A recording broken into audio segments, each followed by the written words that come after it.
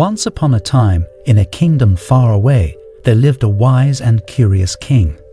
This king had a burning desire deep within him, a desire to meet God. The king who approached a wise monk with a question that had been troubling him for 20 long years. He humbly asked the monk for help, as no one else had been able to assist him. The king said, "Sir, I have been seeking an answer for 2 decades, but no one has been able to guide me. Will you lend me your wisdom?" The monk kindly replied, "Of course, ask me anything." The king gathered his courage and expressed his deepest desire, saying, "Sir, I yearn to meet God. I don't know how, but I long for a divine encounter. Can you help me in this quest?"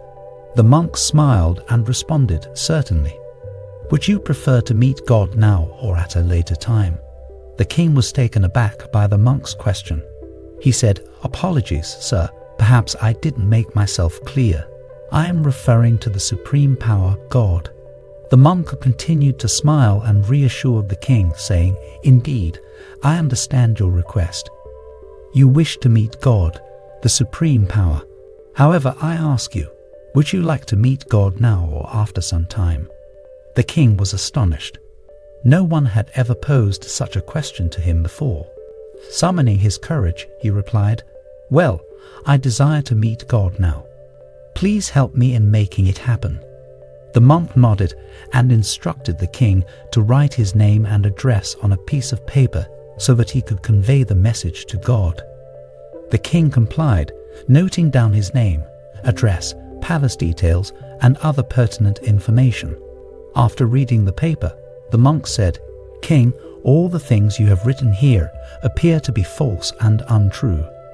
Perplexed, the king defended himself, saying, "But sir, everything I have written on this paper is true." The monk calmly responded, "Tell me, if you were to change your name, would you fundamentally change? Would your consciousness, your being, or your personality transform?" The king pondered for a moment and replied, "No, sir. Changing my name wouldn't alter who I am. My body and consciousness would remain the same." The monk explained, "Exactly. This confirms that your name does not define your true self, for you remain unchanged despite any change in your title or position."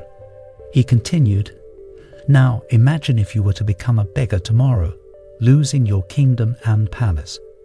Would you change then?" The king confidently replied, "No, sir. Even if I were to lose my kingdom and become a beggar, my core essence would remain the same. I may lose everything, but my body and consciousness would remain unchanged." The monk pointed out, "This proves that your kingdom is not your identity. Even if your kingdom is taken away, you do not fundamentally change." He then asked the king about his age, to which the king responded, "Sir, I am 40 years old." The monk continued, "So, after turning 50, will you become someone else? Or when you were a child 30 years ago, were you a different person?" The king replied, "No, sir. While my body changes with age, my essence remains constant.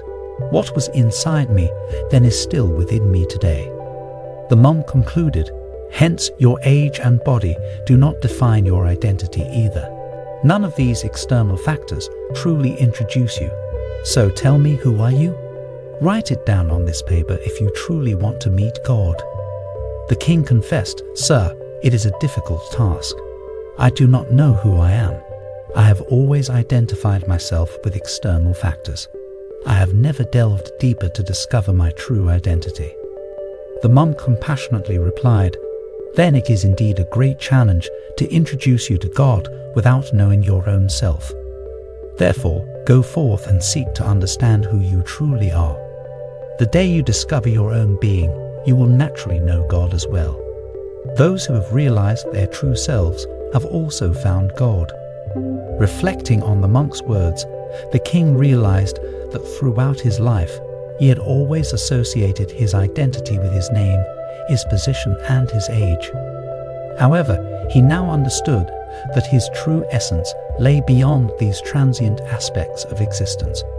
If we see in the real life People often define themselves by their names, physical appearances, and changing circumstances.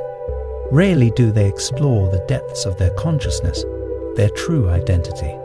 The body changes with age, the name can be altered, and the mind fluctuates, but there is something within each person that remains constant, their consciousness.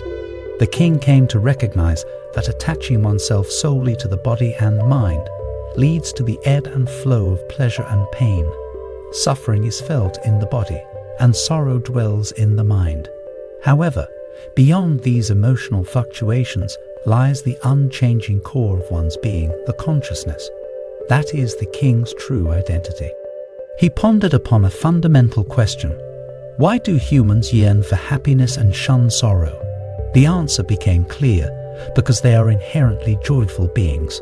Happiness is their natural state of being. Whenever difficulties arose or sorrow engulfed him, the king now knew the remedy. He would turn inward and remember his true essence. By diving deep within himself, he would discover the eternal wellspring of joy residing within his own being. With this newfound understanding, the king embarked on a journey of self-discovery, exploring the depths of his consciousness. And as he delved deeper into his own self, the burdens of sorrows lifted, and peace enveloped his being. The king realized that his ultimate quest was not merely to meet God, but to reunite with the divine essence that resided within him. Through self-realization, he understood that the key to finding God lay in knowing oneself. From that day forward, the king's perspective shifted. He no longer sought God externally, for he knew that by unraveling his own true identity, he would inevitably discover the divine presence within.